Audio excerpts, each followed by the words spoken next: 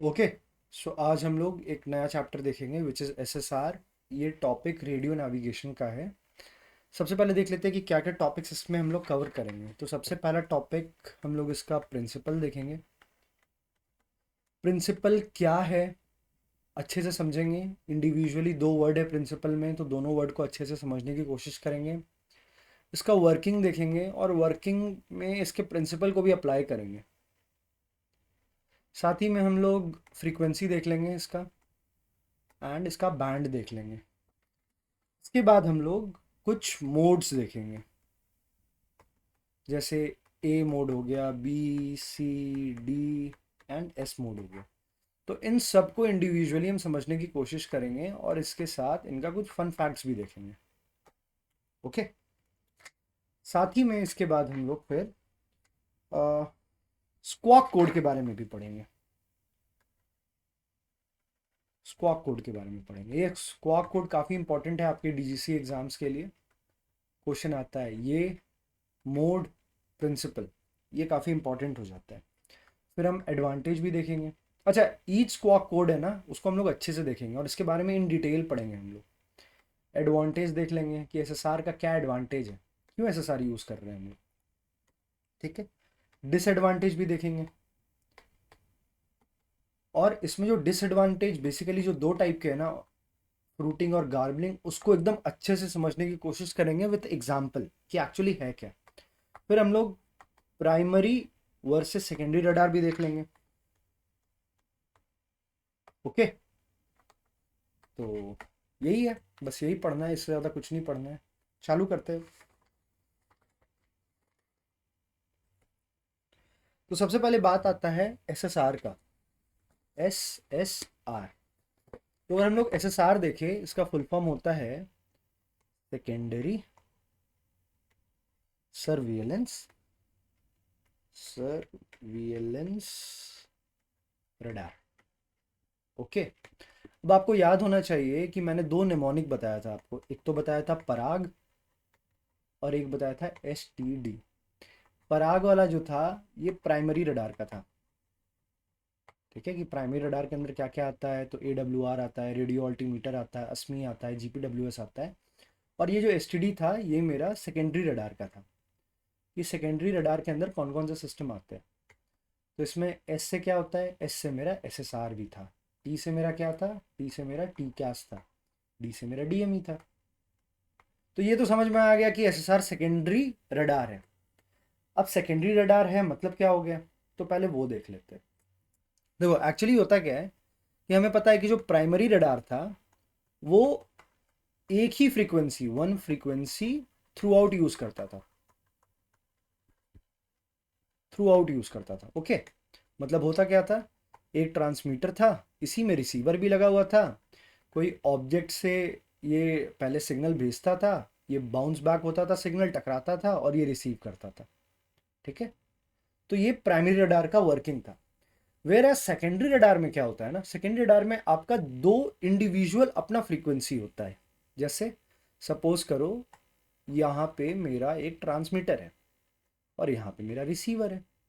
ये इसको सिग्नल भेजेगा, ये सिग्नल को एक्सेप्ट करेगा। ये ट्रांसमीटर सिग्नल भेजा, ये रिसीवर सिग्नल को एक्सेप्ट किया। ये सपोज करो एक्स फ्रीक्वेंसी पे भेजा, तो ये जो इसको रिप्लाई देगा ना, ये इसको वाई फ्रीक्वेंसी पे देगा। तो दो अलग अलग फ्रीक्वेंसी यूज हुआ। यही होता है मेरा सेकेंडरी रडार। ठीक है। ये समझ में आ गया हो तो अब हम लोग आगे देखते हैं। पहले अब हम लोग समझते हैं कि एसएसआर होता क्या है।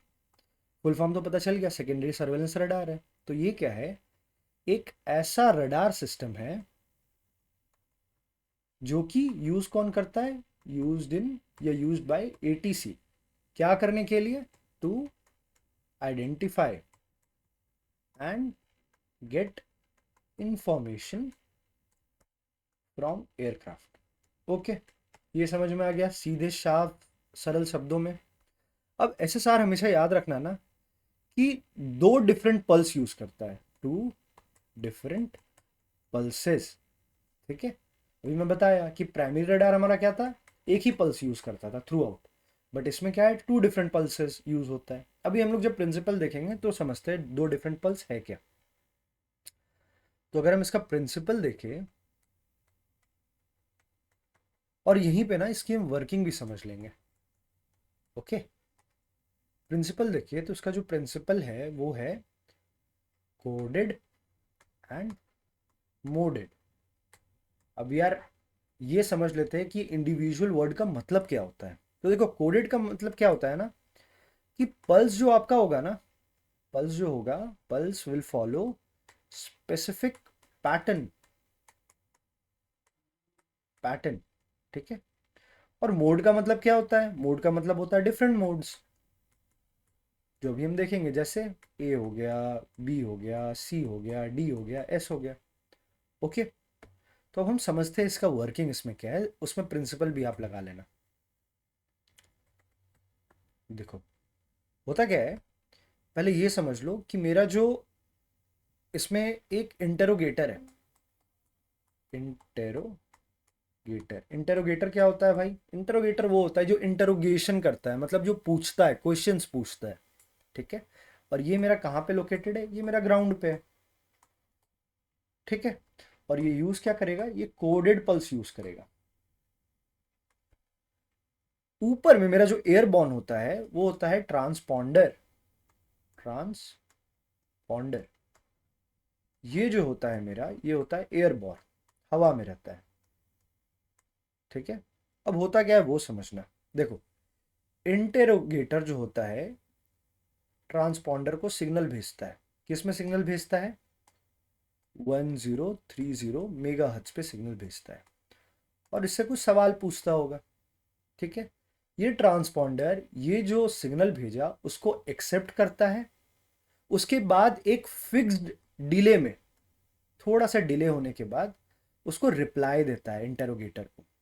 और ये जो रिप्लाई देता है ना, ये सेम फ्रीक्वेंसी पे नहीं देता है, ये 1090 मेगा हर्ट्ज पे देता है।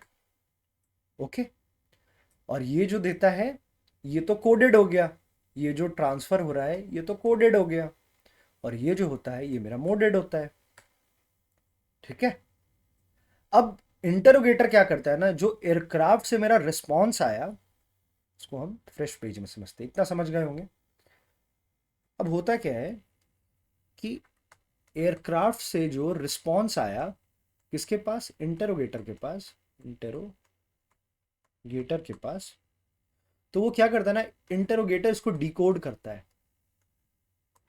ठीक है। डिकोड करके एयरक्राफ्ट का वो रिप्लाई देखता है कि क्या रिप्लाई है। अब रिप्लाई में क्या हो सकता है, रिप्लाई में उसका हो सकता है एयरक्राफ्ट का आइडेंटिफिकेशन हो सकता है। ठीक है। ऑल्टीट्यूड हो सकता है, साथ ही में क्या हो सकता है, और भी बहुत सारा डेटा हो सकता है, लाइक आपका ग्राउंड स्पीड हो सकता है, हेडिंग हो सकता है, फ्लाइट नंबर हो सकता है, साथ ही में इंटेंट हो सकता है। ओके। अच्छा, ये तो समझ में आ गया, identification, altitude, ground speed, heading, flight number. Intent का मतलब समझ लेते हैं, इंटेंट क्या होता है। तो इंटेंट कुछ नहीं होता है, इंटेंट मतलब होता है कि एयरक्राफ्ट का क्या प्लान है, aircraft plan, plans in future movement. ठीक है। मतलब क्या हो गया, मतलब हो गया कि यार कौन सा वे पॉइंट जाएगा, किस वे पॉइंट से आ रहा है वो, आगे कहाँ जाने वाला है, कहाँ रुकने वाला है। तो ये कैसे पता लगाता है, ये वर्क करता है, जो मेरा ट्रांसपॉन्डर रहता है वो किसके साथ वर्क करता है, ये देने के लिए, इंटेंट देने के लिए, तो एडीएस बी के साथ वर्क करता है एंड डेड रेकनिंग के साथ वर्क करता है। देखो एडीएस भी समझना है ना, तो मैंने इंस्ट्रूमेंट नेविगेशन में एयर डाटा कंप्यूटर के बारे में बताया, उसमें एडीएस बी का अच्छे से जिक्र किया और समझाया है। डेड रेकनिंग यही समझ लो कि आपके हिस्टोरिकल मूवमेंट से वो आपके फ्यूचर मूवमेंट का प्रिडिक्शन कर देता है, एज सिंपल एज दैट। ठीक है। तो ये हो गया। ऐसे डेड रेकनिंग हम लोग आगे में पढ़ेंगे, जब आरएनएफ पढ़ेंगे ना तो उसमें डेड रेकनिंग के भी बारे में थोड़ा सा पढ़ेंगे। ओके। और ये जो सारा जो रिप्लाई आया था ना, ये जो सारे रिप्लाईज आए थे इंटरोगेटर के पास एयरक्राफ्ट के द्वारा, उसको ना वो डिकोड करके एटीसी की डिस्प्ले में शो करता है। तो एटीसी को सारा इंफॉर्मेशन मिल जाता है उस पर्टिकुलर एयरक्राफ्ट का। ठीक है। अब ये तो समझ में आ गया होगा। अब हम लोग आगे देख लेते हैं इसका फ्रीक्वेंसी। तो फ्रीक्वेंसी तो मैंने अभी आपको बता दिया, ये क्या फ्रीक्वेंसी था, 1030 2190 मेगाहर्ट्ज। ये फ्रीक्वेंसी है क्या? नहीं, ये गलत हो जाएगा। ये अगर ऑप्शन में रहा और आपने टिक कर दिया, ये गलत हो जाएगा। टू नहीं होता है यहाँ पे, टू के जगह एंड आता है। Okay, 1030 and 1090, 1030 to 1090 is something different. It means अगर टू लग गया तो 1030 भी हुआ, 1031 भी हुआ, 1032 भी हुआ, बट एंड में क्या हो गया, 1030 हुआ और 1090 हुआ। ठीक है, अब ये कौन सा बैंड है? तो ये मेरा अल्ट्रा हाई फ्रीक्वेंसी बैंड है। ओके, ये समझ में आ गया हो, अब हम लोग थोड़ा सा मोड के बारे में देख लेते हैं। अभी हमने पढ़ा ना कोडेड एंड मोडेड, तो मोडेड है क्या, मोड्स है क्या, वो पढ़ लेते हैं। तो देखो मोड क्या है, मोड्स क्या होते हैं। अब ना हमारे पास ना ट्रांसपॉन्डर में बहुत सारे मोड होते हैं। फॉर एग्जांपल मोड ए हो सकता है, बी हो सकता है, सी हो सकता है, डी हो सकता है, एस हो सकता है। एक एक मोड को हम अच्छे से कवर अप करके देखेंगे कि ये मोड एक्चुअली बताना क्या चाह रहा है हमें। ओके, तो मोड ए के बारे में पहले हम लोग एक जनरल देख लेते हैं। मोड ए जो होता है वो आपका, उसमें जो पल्स होता है ना, वो होता है एक फ्रेम से जो दूसरा फ्रेम निकलेगा वो 8 माइक्रो सेकेंड अपार्ट होता है। ठीक है, बी में क्या होता है, वही जो पहला फ्रेम से जो दूसरा फ्रेम निकलेगा वो 17 माइक्रो सेकेंड अपार्ट होता है। सिमिलरली सी कितना होता है, 21 micro second apart, D 25 micro second. ठीक है, और एस का क्या होता है यार, जेन्युइनली बताऊं तो एस का मुझे ध्यान में ही नहीं है। ठीक है, तो एस का आप चेक कर लेना, बट ये इतना इंपॉर्टेंट नहीं है, मेनली आपको इन चारों का ही जानना है। अब मिलता क्या है, तो ए से मेरे को क्या मिलेगा, ए से मिलता है आइडेंटिफिकेशन। ठीक है, ये मोड है क्या ना, ये हर एयरक्राफ्ट में एबिलिटी होता है। फॉर एग्जाम्पल अगर आप स्मॉलर एयरक्राफ्ट चलाओगे ना तो उसमें आपको मोड एस नहीं मिलेगा, उसमें मोड ए मिल सकता है, सी मिल सकता है। ये कैपेबिलिटी है कि एयरक्राफ्ट अपना कितना ज़्यादा इंफॉर्मेशन दे सकता है एटीसी को। फॉर एग्जाम्पल अगर आपके एयरक्राफ्ट में मोड ए ट्रांसपॉन्डर है तो आप एटीसी को सिर्फ अपना आइडेंटिफिकेशन बता सकते हो। आइडेंटिफिकेशन मतलब क्या हो गया, कॉल साइन बता सकते हो। ठीक है, बी क्या होता है, बी अभी याद रख लो स्टैंड बाय, हम लोग इंडिविजुअली पढ़ेंगे तो बताएंगे ये स्टैंड बाय चीज़ क्या है या मोड बी है क्या। मोड सी अगर मेरे को बताना हुआ आपको, तो मोड सी में हम लोग को प्रेशर ऑल्टीट्यूड मिलता है। ठीक है, आइडेंटिफिकेशन तो देगा ही, साथ में प्रेशर ऑल्टीट्यूड देता है, ये स्पेशलिटी है इसका। डी क्या है, तो डी मेरा ना एक्चुअली एक्सपेरिमेंटल था या फ्यूचरिस्टिक था, एक्सपेरिमेंटल था या फ्यूचरिस्टिक था, जो कि सक्सेसफुल नहीं हो पाया। और एस मेरा क्या है, एस ना काफ़ी एडवांस्ड है, इसमें मेरे को बहुत सारा चीज़ मिलेगा। अब एक एक करके हम लोग समझने का कोशिश करते हैं। ये था आपके टाइप्स ऑफ मोड। ओके, एक एक करके हम लोग समझने की कोशिश करनी है। अब देखो होता क्या है ना, मोड ए तो काफ़ी सिंपल है, मोड ए में कुछ बताने लायक है नहीं। मोड ए वही हो गया कि आपके एयरक्राफ्ट में अगर आपने मोड ए है तो आप एटीसी को अपना सिर्फ कॉल साइन दे सकते हो। उससे पहले हम लोग ये समझ लेते हैं कि हुआ क्या ना, साइंटिस्ट साइंटिस्ट जो थे ना वो एसएसआर का डेवलपमेंट कर रहे थे। ठीक है, और ये करीब 1950 से लेके 1960s के बीच में हुआ होगा। तो हुआ क्या, साइंटिस्ट और साथ में आईकाओ, ठीक है, ये मिलके ना बहुत सारे मोड का नेमिंग दे दिए कि भाई पहले हम नाम दे देते हैं, उसके बाद हम उस पर काम करेंगे। तो उन्होंने क्या किया, मोड ए दिया, बी दिया, सी दिया, डी दिया और एस दिया। डी तक ही दिया था, बाद में एस दिया उन्होंने। तो ए में उन्होंने बोला था कि भाई हम ना आइडेंटिफिकेशन पता लगाएंगे एयरक्राफ्ट का। बी में उन्होंने बोला कि हम लोग ना इसमें फ्लाइट लेवल या फिर ऑल्टीट्यूड पता लगाएंगे। ये पता लगाएंगे, मैं ये बोल रहा हूँ, क्या है वो बाद में बात करता हूँ, ये ऐसे सक्सेसफुल नहीं हो पाए। सी में उन्होंने बोला कि यार एक काम करेंगे, इसमें ना हम लोग प्रेशर ऑल्टीट्यूड पता लगाएंगे। क्या होता है प्रेशर ऑल्टीट्यूड, हम लोग आगे देखेंगे। ठीक है, और मोड डी जो था ना वो कभी आ ही नहीं पाया, क्योंकि मोड डी काफ़ी ज़्यादा एक्सपेरिमेंटल होने की बात कर रहा था, तो मोड डी का कभी जिक्र हुआ ही नहीं। और एस भी जो था, एस मेरा बहुत स्मार्टर रिप्लाई देगा या रिप्लाई देता है। ठीक है, सबके बारे में पढ़ेंगे, पर ये बेसिक समझ लेना इतना, ठीक है। मोड ए के बारे में तो बता दिया आपको, आइडेंटिफिकेशन मिलता है। मोड बी समझो। अब क्या हुआ ना, मोड बी में बात हुआ कि मोड बी में हम फ्लाइट लेवल या फिर ऑल्टीट्यूड देंगे, ठीक है। और हुआ क्या, बट ना कभी इसका इम्प्लीमेंटेशन हो नहीं पाया, ये ऑपरेशनल सक्सेसफुल हो नहीं पाया, इम्प्लीमेंटेशन हो नहीं पाया। क्यों नहीं हो पाया? क्योंकि यार जब हमारे पास मोड सी था, और मोड सी में ना हमें ना ज़्यादा अच्छा चीज़ मिल रहा था, हमें प्रेशर ऑल्टीट्यूड भी मिल रहा था, प्रेशर ऑल्टीट्यूड भी मिल रहा था, और साथ में कॉल साइन भी मिल रहा था। जब एडवांस चीज़ मिल रहा है तो बेसिक चीज़ पे क्यों फोकस करना है, कम चीज़ पे क्यों फोकस करना है? तो ये ना कभी ऑपरेशन में आ ही नहीं पाया। तो इसीलिए हम लोग इसको ना फॉरगॉटन कजन भी बोलते हैं, फॉरगॉटन कजन भी बोलते हैं, ठीक है। बट अब नामकरण तो हो गया है, तो इसीलिए आप देखोगे ना जब आप स्क्वॉक कोड लगाते हो ना, वो भी हम लोग पढ़ेंगे स्क्वॉक कोड के बारे में, तो उसमें ना ऐसे कुछ नॉब रहता है, उसमें ना मोड बी भी आपका होता है, अगर बहुत फ्यूचरिस्टिक एयरक्राफ्ट है, बहुत एडवांस एयरक्राफ्ट है तो, क्योंकि नाम तो हमने डाल दिया, अब तो उसको हटा नहीं सकते। ओके, तो मोड बी भी रहता है। ये समझ में आ गया, मोड सी समझ में आ गया। अच्छा, मोड सी में आपको प्रेशर ऑल्टीट्यूड बताना है मेरे को, प्रेशर ऑल्टीट्यूड होता क्या है, ठीक है। ठीक है, तो हम मोड सी क्यों यूज़ करते हैं, क्योंकि प्रेशर मेरे को मोड बी से ज़्यादा उसमें अच्छे चीज़ मिल रहा है, तो मोड बी का कभी ऑपरेशनल वो ऑपरेशन हुआ ही नहीं। अब प्रेशर ऑल्टीट्यूड क्या होता है, ऑल्टीट्यूड क्या होता है, तो देखो प्रेशर ऑल्टीट्यूड क्या होता है अगर मैं बताऊं तो, it is altitude above standard pressure level of 1013.25 hectopascal, ठीक है। ऐसा ऑल्टीट्यूड जो कि आपके स्टैंडर्ड प्रेशर लेवल से ऊपर है। अब बात होता है यार इसको यूज़ क्यों करना है, ये स्टैंडर्ड प्रेशर सेटिंग जो है, हम प्रेशर ऑल्टीट्यूड का क्या करना है, मेरे को क्यों जानना है ये? तो देखो इसका रीज़न अगर मैं बताऊँ ना, तो ये एक रेफरेंस पॉइंट देता है, किसके लिए, ताकि आप फ्लाइट लेवल बता सको। फॉर एग्जांपल आप ऐसे सोचो कि बहुत सारा फ्लाइट उड़ रहा है, ठीक है।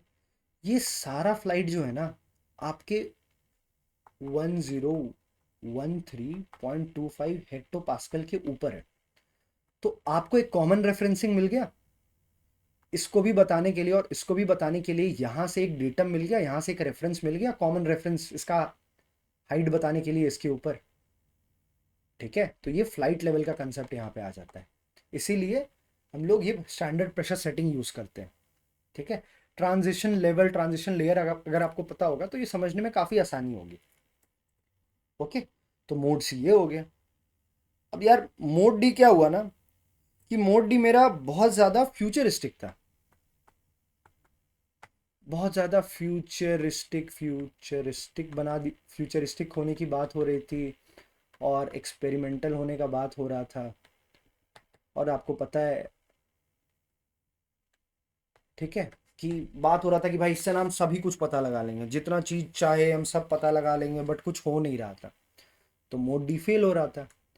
इसी बीच क्या होता है ना, मोड एस का आगमन होता है, मोड एस। अब मोड एस जो होता है ना मेरा काफ़ी ज़्यादा एडवांस्ड है, एडवांस्ड है।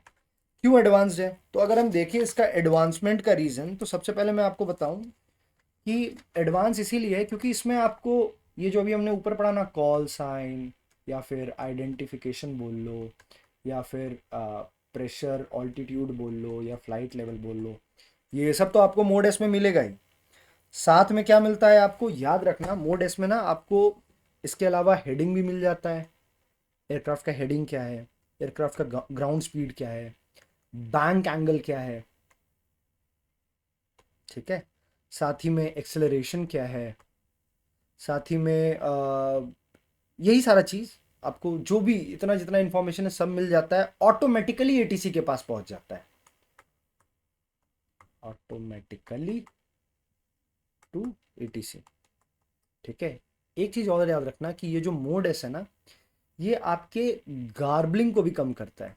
अब गार्बलिंग क्या है, ये जब हम लोग डिसएडवांटेज ऑफ एसएसआर देखेंगे ना टॉपिक, तब हम लोग समझेंगे गार्बलिंग क्या है, अभी बस ध्यान में रख लो, समझ के रख लो, ठीक है।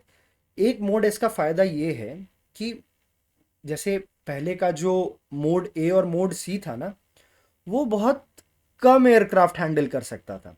फॉर एग्जांपल एटीसी अगर मोड ए और मोड सी वाला एयरक्राफ्ट को अगर देख रहा है तो बहुत ज़्यादा एयरक्राफ्ट को हैंडल नहीं कर सकता है। बट मोड एस जो एयरक्राफ्ट है ना, एक बार में 1033 एयरक्राफ्ट को हैंडल कर सकता है। समझा? ये समझने वाली बात है। 1033 एयरक्राफ्ट को एक बार में हैंडल कर सकता है, डिफरेंट अपलिंक और डाउनलिंक मैसेजेस के द्वारा। ठीक है, ये समझ में आ गया हो तो सेपरेटली अब हम लोग कुछ और, हाँ, अब हम लोग स्क्वाक कोड भी देख लेते हैं कि स्क्वाक कोड होता क्या है।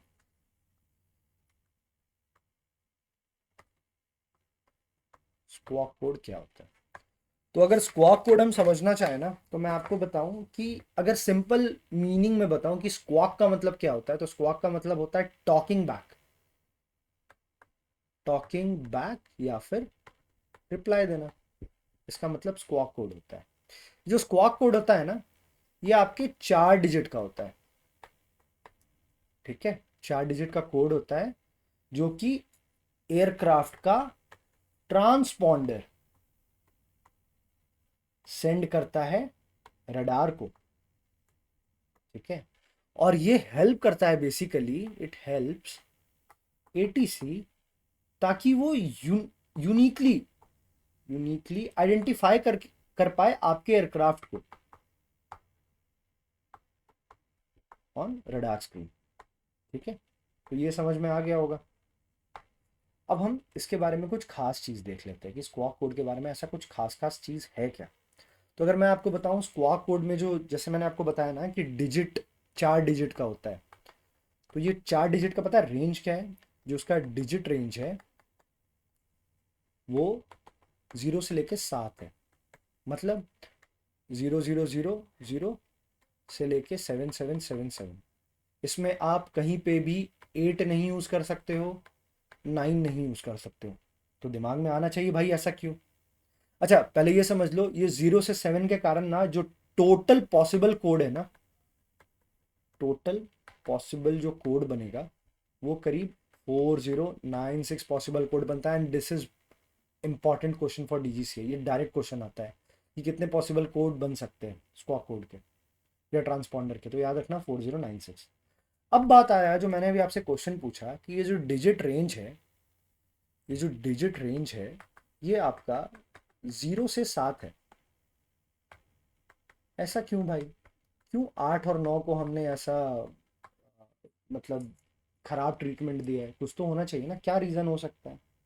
तो अगर हम इसका रीज़न समझे ना, तो मैं आपको बता दूं कि ये जो डिजिट होता है ना, ये 0 से लेकर 7 इसीलिए होता है क्योंकि हम लोग ऑक्टल बेस सिस्टम यूज करते हैं। अब ये ऑक्टल बेस सिस्टम क्या है? तो देखो, जो मेरा स्क्वाक कोड होता है ना, जो मेरा स्क्वाक कोड है वो ट्रांसमिट करता है, ट्रांसमिट करता है कोड को यूजिंग 3 बिट बाइनरी फॉर्मेट। ठीक है, बाइनरी फॉर्मेट पर डिजिट, पर डिजिट वो 3 बिट बाइनरी फॉर्मेट से भेजता है। ठीक है, और जो 3 बिट भेजता है ना, वो एक्चुअली में टोटल 8 वैल्यूज को रिप्रेजेंट करता है। मतलब नहीं समझ में आया ना? बहुत इतना लफड़ा याद ही नहीं रखो, बस याद रखो कि ऑक्टल बेस सिस्टम होता है, उसके कारण दैट इज 0 1 2 3 4 5 6 7। तो इसका मतलब क्या हो गया? तो अगर आप देखोगे तो ये कितना डिजिट हो गया? एक डिजिट, दूसरा डिजिट, तीसरा, चौथा, पांचवा, छवा, सातवां, आठवां। तो ये टोटल 8 हुआ। तो यही तो हुआ ना ऑक्टल बेस सिस्टम। ठीक है, और ये बाइनरी फॉर्मेट अगर आपको जानना है तो मैं बता देता हूँ। ये बाइनरी फॉर्मेट क्या होता है? ये एक वे ऑफ राइटिंग है जो कि 0 और 1 का हम यूज कर सकते हैं। एक सीक्रेट लैंग्वेज होता है ये कंप्यूटर्स में, बाइनरी कहते हैं। अगर मैं बताऊं तो अगर सपोज करो आपका रेगुलर नंबर है 1 है, तो पता है आप 3 बिट बाइनरी में इसको कैसे लिखोगे? 3 बिट बाइनरी में हम इसको कैसे लिखते हैं? 0 0 0 0 0 0 1, सॉरी, 0 0 1, ये हटा देना। अगर 0 है तो उसको हम 0 0 0 लिखेंगे। अगर सपोज करो यही फॉर एग्जांपल क्या, 4 का एग्जांपल ले लेते हैं, 3 बिट बाइनरी। ओके, अगर हम 4 का एग्जांपल लेते हो, रेगुलरली आप 4 ऐसे लिखते हो ना, 3 बिट बाइनरी में पता है 4 कैसे लिखा जाता है, 100। ओके, 3 कैसे लिखा जाता है, 011। तो बस इतना सिंपल याद, इतना कुछ याद नहीं रखना है, बस आपको ये याद रखना है कि हम लोग 0 से 7 ही क्यों यूज़ करते हैं, क्योंकि ऑक्टल बेस्ड सिस्टम के कारण। ठीक है, और जब आप 3 बिट यूज़ करते हो ना, तो 8 डिफरेंट कॉम्बिनेशन ही आप बना सकते हो 0 से लेके 7 तक का। ओके, अगर ये समझ में आया तो एक चीज़ देखते हैं कि ये स्क्वाक कोड जो आप पढ़ रहे हो, वो एक्चुअली में आप कहाँ लगाते हो, एयरक्राफ्ट में कहाँ पे लगा रहे हो। तो आप देखोगे ना कि ये यूजुअली इंटर किया जाता है, इंटर होता है ये ट्रांसपॉन्डर कंट्रोल पैनल में, कंट्रोल पैनल में, जो कि आपके कहाँ पे होता है, कॉकपिट में होता है। ऑफ कोर्स यार, आप कॉकपिट से ही करोगे ना। ठीक है, अब ये पैनल जो होता है ना, ये जो कंट्रोल ट्रांसपॉन्डर कंट्रोल पैनल में बोल रहा हूँ, ये यूजुअली ना आप देखोगे ना लेबल्ड होता है कॉकपिट में। किस नाम से होता है, तो एक्सपीडीआर, एक्सपीडीआर के नाम से होता है। इसका मतलब होता है ट्रांसपॉन्डर ही होता है। ठीक है, और पायलट स्क्वाक कोड डालने के लिए क्या यूज करता है, अब तो डिजिटल भी आ गया है, बट पहले ना नॉब भी होता था। नॉब, नॉब तो पता होगा ना क्या होता है, जैसे वॉल्यूम नहीं, हम लोग आगे पीछे वॉल्यूम करते थे नॉब के हेल्प से, तो नॉब यूज़ करता है। डिजिटल हमारे पास कीपैड होते हैं, तो ये सब यूज़ करता है, और हम 4 डिजिट का इनपुट डाल सकते हैं। ओके, अब ये समझ में आ गया हो तो डिफरेंट स्क्वाक कोड भी हम लोग देख लेते हैं।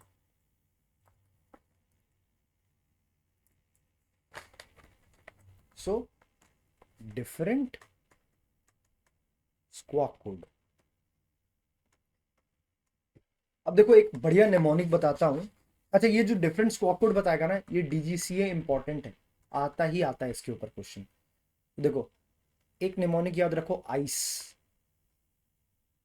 आइस याद रखोगे तो आइस, अच्छा, और ये भी याद रखना, आइस याद रखना, और याद रखना हम कम से ज़्यादा चालू करते हैं, यानी 75, 76, 77, 75, 76, 77। सो आइस का मतलब क्या हो गया, आइस का मतलब हो गया इंटरफेरेंस, तो आप उससे याद रख लेना अनलॉफुल इंटरफेरेंस।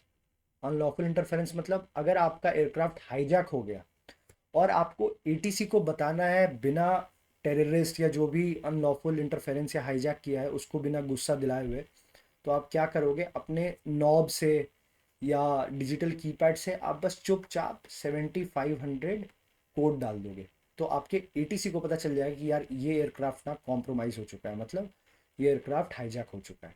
तो अनलॉफुल इंटरफेरेंस या फिर हाईजैक कोड भी इसको बोलते हैं। दूसरा मेरा सी से क्या आ जाता है, सी से मेरा कम्युनिकेशन फेलियर आ जाता है। कम्युनिकेशन फेलियर, कि आप ना कम्युनिकेट नहीं कर पा रहे हो एटीसी से, कुछ खराब हो गया होगा या कुछ भी रीज़न होगा, तो आप क्या कोड डालोगे, 7600 डालोगे, तो एटीसी समझ जाएगा कि भाई ये बात इसीलिए नहीं कर पा रहा है क्योंकि कम्युनिकेशन फेलियर हुआ। वैसे ही अगर कुछ इमरजेंसी हो गया, कुछ इमरजेंसी हो गया एयरक्राफ्ट में, मेडे मेडे वाला हाल हो गया या कुछ भी हो गया, तो आप क्या करते हो, या डिस्ट्रेस है, मेडे है, कुछ भी, तो आप सीधा 7700 डाल दोगे, समझ जाएगा एटीसी कि क्या होने वाला है। ठीक है, तो ये 3 कोड तो याद रखना, साथ में कुछ और भी कोड है, तो मैंने आपको 7500 बता दिया, 7600 बता दिया, 7700 बता दिया। अब हम लोग दूसरा कुछ कोड देख लेते हैं। तो सपोज करो अगर आपके पास कोड है 2000, तो 2000 का मतलब क्या होता है, तो देखो कहीं बुक में ना लिखा हुआ है कि अगर आप आईएफआर फ्लाई करोगे और आपको कोई कोड दिया हुआ नहीं है, no code is assign to you, then आप कौन सा स्क्वाड कोड डालोगे, 2000 डालोगे आईएफआर में। If no squawk code is allotted, allotted. Okay, या फिर कहीं किसी किसी बुक में ये भी दिया हुआ है, इनफैक्ट डीजीसीए क्वेश्चन जो आता है वो क्या आता है कि 2000 जो स्क्वाड कोड यूज करते हैं ना, it is used by aircraft entering air space from an area where SSR operation is not required. समझे? ये कोड हम वहां भी डालते हैं जहां पे एसएसआर का ऑपरेशन रिक्वायर्ड ही नहीं है। तो ये दोनों याद रखना। तो 2000 भी मैंने आपको बता दिया, 2000 बता दिया। अब हम लोग देख लेते, हम लोग देख लेते हैं इसके अलावा 7000 भी देख लेते हैं, 7000। तो देखो, अगर मैं आपको 7000 बताऊं तो ये बेसिकली इंडिया में हम क्यों यूज़ करते हैं। सपोज करो आपको वीएफआर फ्लाइट है ना, वीएफआर फ्लाइट है, तो उसको ये अलॉट किया था। अगर आप स्मॉल एयरक्राफ्ट उड़ा रहे हो वीएफआर कंडीशन में लोकल एयर स्पेस में, तो उसको जो स्क्वाड कोड अलॉट किया जाता है वो 7000 किया जाता है। ठीक है, तो ये ध्यान में रखना है आपको। और साथ ही में कहीं कहीं पे ये भी लिखा हुआ है कि जो 7000 होता है ना, उसको हम लोग एसएसआर कॉन्स्पिक्विटी कोड भी कहते हैं। ये आप कहीं ना टर्म पढ़ोगे कुछ कुछ पीडीएफ में, कॉन्स्पिक्विटी कोड भी कहते हैं। अभी एसएसआर कॉन्स्पिक्विटी कोड क्या होता है, तो ये बेसिकली क्या होता है ना, कि अगर आपको अपना एयरक्राफ्ट नोटिसेबल कराना है, ठीक है, एटीसी को बताना है कि भाई मेरे पे ध्यान दे दो, कुछ गड़बड़ हो रहा है या मेरे को थोड़ा हेल्प चाहिए, तो आप ये 7000 कर देते हो। ये बेसिकली आप जब ट्रेनी रहते हो ना तभी आपको मिलता है। ठीक है, 7000 हो गया। अब हम लोग 7004 भी देख लेते हैं, 7004।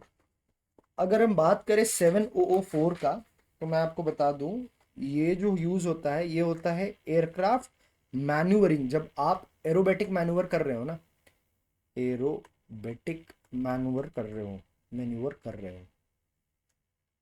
अब यार एरोबेटिक मैन्यूवर क्या होता है, ये रेक्स का पार्ट है, बट आप ना, जैसे हम सिविल एयरक्राफ्ट जो यूज करेंगे ना या चलाएंगे, तो उसमें हम स्पीड लिमिट होता है हमारा, तो हम ना स्पीड, उस स्पीड लिमिट में भी रहना है। अपना हेडिंग, अपना ऑल्टीट्यूड हम अचानक चेंज नहीं कर सकते। जैसे आप देखोगे जो मिलिट्री एयरक्राफ्ट उड़ते हैं वो ऐसे ऐसे ऐसे ऐसे, मतलब लिटरली बताओ तो डांस करा देते हैं एयरक्राफ्ट को। बट जो बोइंग या एयरबस के एयरक्राफ्ट है उनको ये सब अलाउ नहीं होता है। तो ये सब जो नाच नचाना होता है ना, इसको हम लोग एरोबेटिक मैन्यूवर बोलते हैं। Aerobatic manoeuvring is nothing but sudden change in speed, direction, altitude of aircraft, उसको हम लोग एरोबेटिक मैन्यूवरिंग बोलते हैं। ठीक है, तो अगर कोई भी एयरक्राफ्ट एरोबेटिक मैन्यूवर कर रहा है तो उसको ये कोड डालना पड़ता है।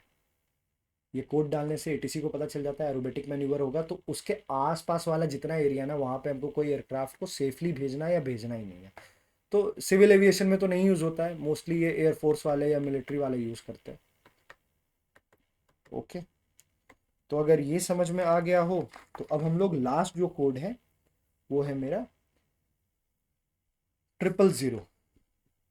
Actually 4 bar 0, not 000। तो ये जो 4 बार 0 है ना, इसका मतलब क्या होता है कि अगर आपका एयरक्राफ्ट में जो ट्रांसपॉन्डर था वो अगर मैल फंक्शन कर गया है या काम नहीं कर रहा है, तो आप ये कोड लगा दोगे। या फिर ये कोड मिलिट्री पर्पस के लिए भी यूज होता है। हमारे लिए क्या इंपॉर्टेंट है, हमारे लिए पहला वाला लाइन इंपॉर्टेंट है। एयरक्राफ्ट ट्रांसपॉन्डर अगर खराब हो जाए तो हम ये कोड लगा देंगे। ओके, सो ये समझ में आ गया हो, तो अब हम लोग देख लेते हैं एडवांटेज, कि क्या एडवांटेज है एसएसआर का। तो अगर हम एसएसआर का पर्टिकुलरली एडवांटेज देखें ना, तो सबसे पहले आपको पता है कि जो मेरा प्राइमरी रडार था वो मेरा एक ही फ्रीक्वेंसी थ्रू आउट यूज कर रहा था, इसीलिए उसको पावर ज़्यादा रिक्वायर्ड था। बट यहाँ पे इंडिविजुअली एक इंटेरोगेटर सिग्नल दे रहा है, एक मेरा ट्रांसपॉन्डर अलग सिग्नल दे रहा है, तो मेरे को पावर यहाँ पे कम रिक्वायर्ड है। ठीक है, अब यहाँ पे आपको पता है कि रिफ्लेक्शन तो हो नहीं रहा है।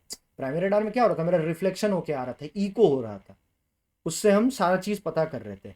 बट यहाँ पे रिफ्लेक्शन नहीं होता है, तो मेरा पावर का वेस्टेज भी नहीं होता है।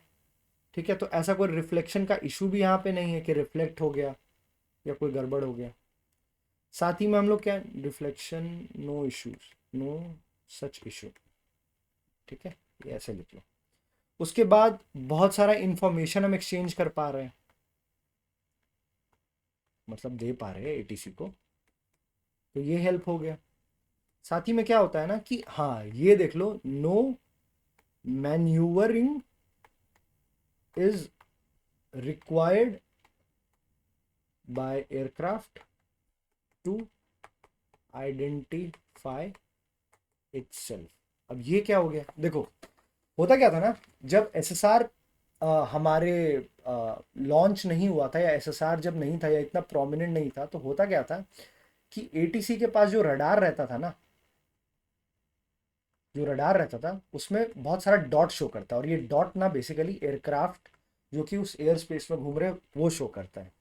तो सपोज करो उस समय जब हमारे पास एसएसआर नहीं है, तो अगर सपोज करो आपसे एटीसी कांटेक्ट में है, और इतने बीच में एटीसी कैसे पहचान पाएगा कि आपका पर्टिकुलर एयरक्राफ्ट इनमें से कौन सा। तो एटीसी क्या बोलता था ना कि भाई तू थोड़ा सा ना मैन्यूवर कर, तो एटीसी क्या बोलता था, आपको एक पर्टिकुलर हेडिंग बता देगा और बोलेगा कि उस हेडिंग में जाओ, इस स्पीड में जाओ।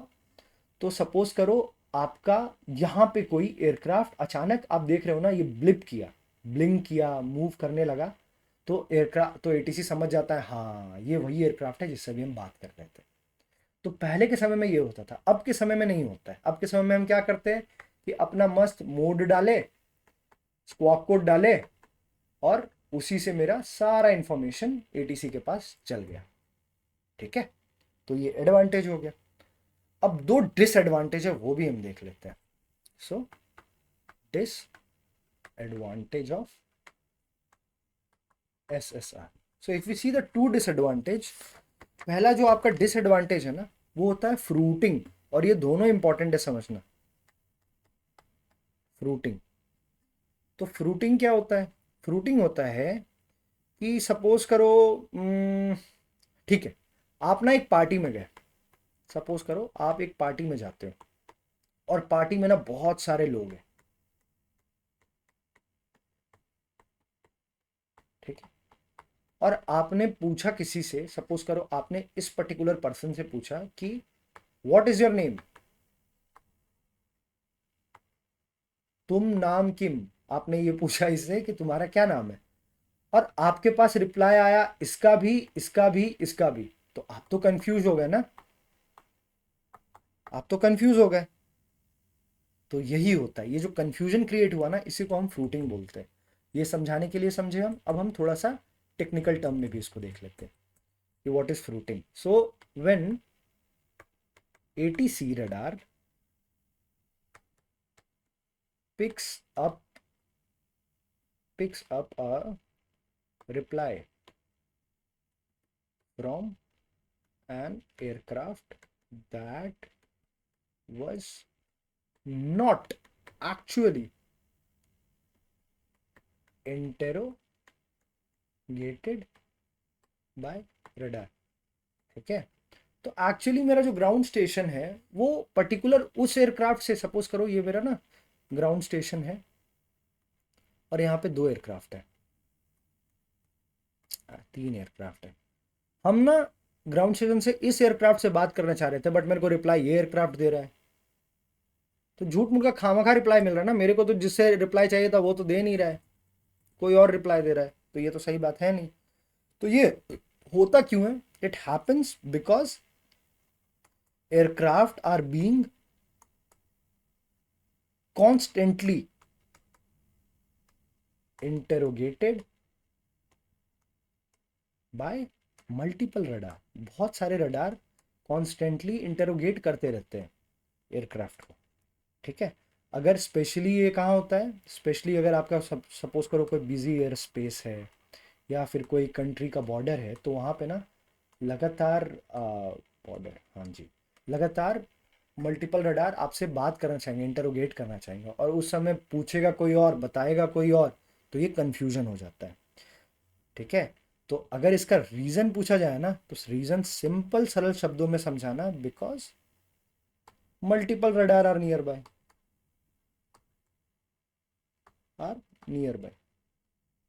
ठीक है, मतलब क्या हो गया, ये मेरा ग्राउंड स्टेशन था, यहाँ पे एक ट्रांसमीटर था, यहाँ पे मेरा एयरक्राफ्ट है, यहाँ पे एयरक्राफ्ट है, यहाँ पे एयरक्राफ्ट है, और बिजी एयर स्पेस है इसीलिए यहाँ पे बहुत सारा ट्रांसमीटर है।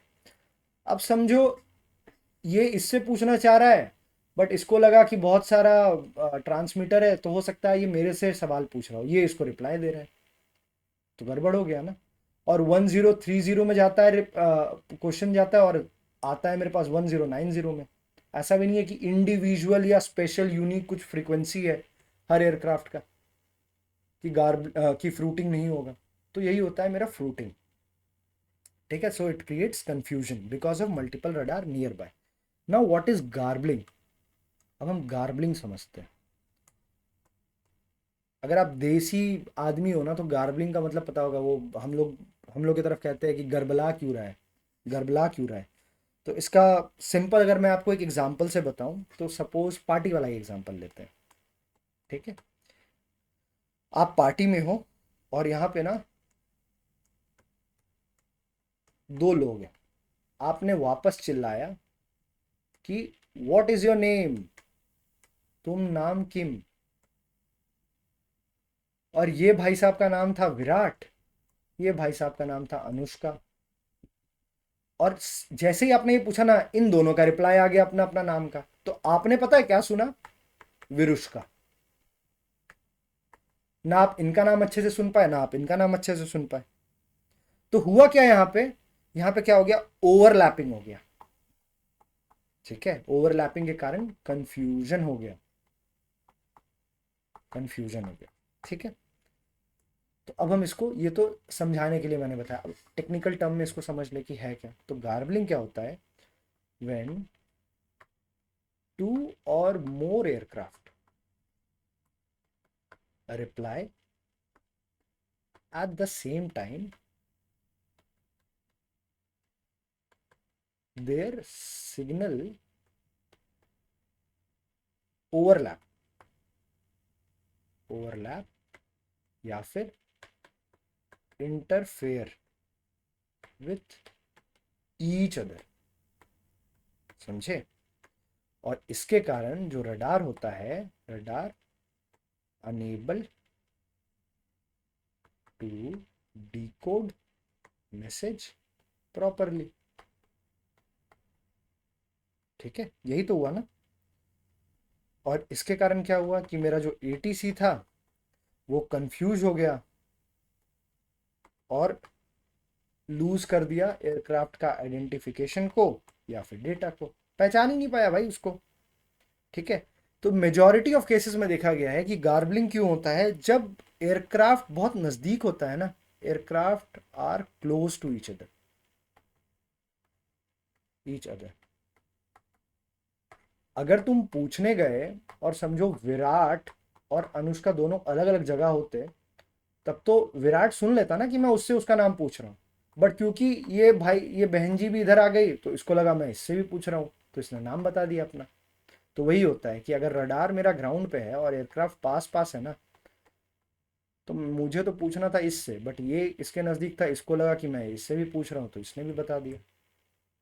ठीक है, सो दिस वाज गार्बलिंग। और याद रखना गार्बलिंग में कि जो मेरा, अब बात आता है कि हम इसको ओवरकम कैसे करते हैं। तो गार्बलिंग ओवरकम करने के लिए ना मेरे पास मोड ऐसे। ठीक है, ये ध्यान में रखना। अब बात आता है कि ये जो मेरा गार्बलिंग हुआ या फ्रूटिंग हुआ, दोनों की बात करते हैं, फ्रूटिंग, इनको हम ओवरकम कैसे कर सकते हैं? ओवरकम कैसे कर सकते हैं? तो ओवरकम करने के लिए हमारे पास तीन तरीके हैं। सबसे पहले तो हम मोड एस यूज़ करेंगे। अभी मैं बताया कि मोड एस से, क्योंकि आपको स्मार्टर रिप्लाई मिलता है। ठीक है, और ये एड्रेस किया जाता है ना इंडिविजुअली,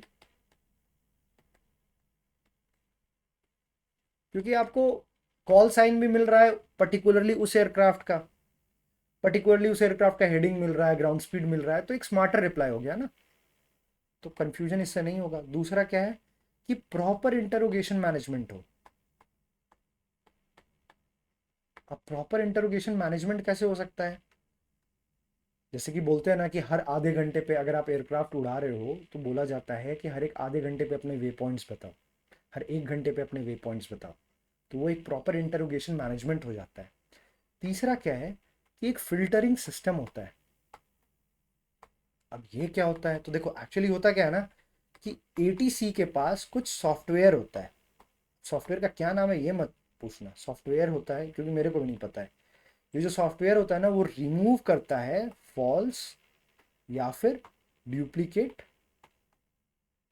रिप्लाईज को या टारगेट्स को। ठीक है, तो फिल्टर कर लिया ये। तो इन मेथड से ये गार्बलिंग और फ्रूटिंग को हम ओवरकम कर सकते हैं। अब अगर ये समझ में आ गया हो तो हम लोग लास्ट टॉपिक देख लेते हैं कि मेरा प्राइमरी रडार और सेकेंडरी रडार में क्या अंतर है।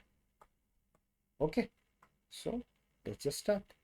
अगर हम प्राइमरी रडार के बारे में देखें ना, तो प्राइमरी रडार में मेरा एक ही फ्रीक्वेंसी रहता है, वन फ्रीक्वेंसी थ्रू आउट। अगर हम सेकेंडरी रडार देखें तो इसमें हम देखेंगे कि मेरा जो ट्रांसमीटर रहता है और जो रिसीवर रहता है ना, वो दोनों डिफरेंट फ्रीक्वेंसी यूज करता है।